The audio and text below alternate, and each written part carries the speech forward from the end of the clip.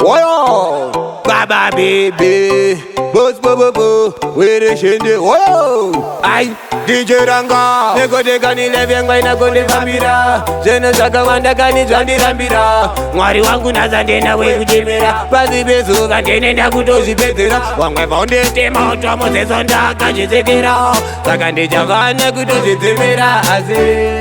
Ndoba uzagurara makwe upenyu adeka konspezesa, tongo tungwari. Ona upenyu wangu, tengeteza life yangu, kukura kwangu, kurarama kwangu, chakawanda zinongonderweza asi. Ona upenyu wangu, tengeteza life yangu, kukura kwangu, kurarama kwangu, chakawanda zinongonderweza. Zinoda kondese ya chondikitisa, pasipeso vaina ndikachikuna.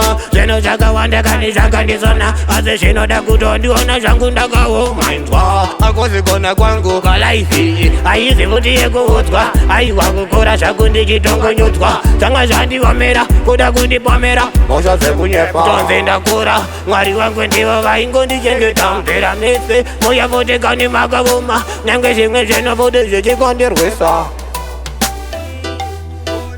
Upenyu wangu, tengeteza life yangu, kukura kwangu, kurarama kwangu, chakawanda zinongonderweza.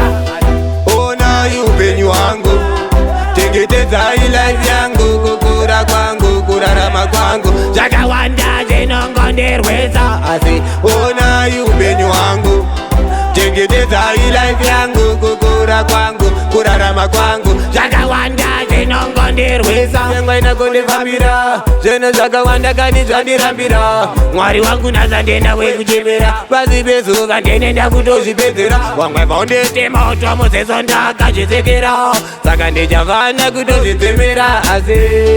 Ndova uzakurarama kweupenyu andikakonzwezesa, tongoti Mwari ona upenyu wangu, tengeteza life yangu, kukura kwangu, kurarama kwangu, chakawanda zinongonderweza asi. Ona upenyu wangu, tengeteza life yangu, kukura kwangu, kurarama kwangu, chakawanda zinongonderweza.